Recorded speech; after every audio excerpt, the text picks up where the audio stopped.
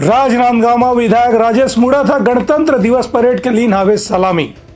मुख्यमंत्री के संदेश ला पढ़ के सुनैन खलो हावे। राजनांदगांव में विधायक राजेश मुड़ाथा गणतंत्र दिवस समारोह में ध्वजारोहण करे के संग परेड के निरीक्षण करीं और मार्च पास्ट के भी निरीक्षण करीं। एक बाद मुख्यमंत्री के संदेश के वाचन करीं।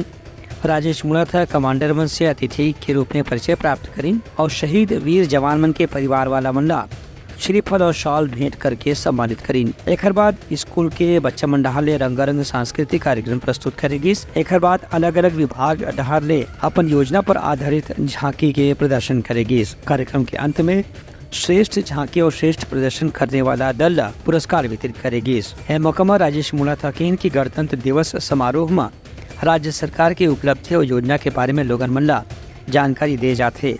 एक कार्यक्रम एक विशेष महत्व रखते। Bureau report Uttarakhand news.